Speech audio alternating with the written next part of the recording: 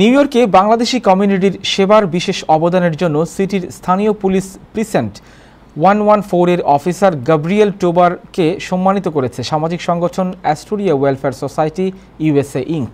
এই উপলক্ষে গত 4 আগস্ট সোমবার সন্ধ্যায় অ্যাস্টোরিয়ার একটি রেস্টুরেন্টে এক অনুষ্ঠানের আয়োজন করা হয়। সভার শুরুতে নিউ ইয়র্কে ম্যানহাটনে পার্ক অ্যাভিনিউয়ে দায়িত্ব পালনকালে অস্ত্রধারীর গুলিতে ডিটেকটিভ দিদারুল ইসলাম রতনের মৃত্যুতে শোক প্রকাশ ও 1 মিনিট নীরবতা পালন করা হয়। এছাড়া দিদারুলের আত্মত্যাগ ও কর্মজীবন নিয়ে বিশেষ আলোচনা করা হয়। সংগঠনের সভাপতি সোহেল আহমেদের সভাপতিত্বে অনুষ্ঠানটি পরিচালনা করেন সাধারণ সম্পাদক Javed Uddin.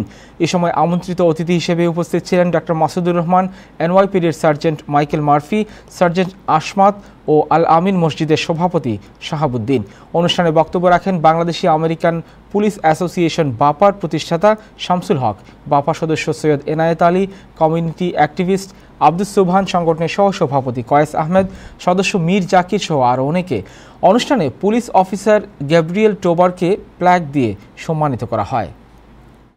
Being welcomed by the Bangladeshi community here in Astoria has been one of the most rewarding parts of my career. I've had the privilege of attending celebrations, learning about your rich culture, and feeling the warmth and hospitality that is so deeply rooted in you.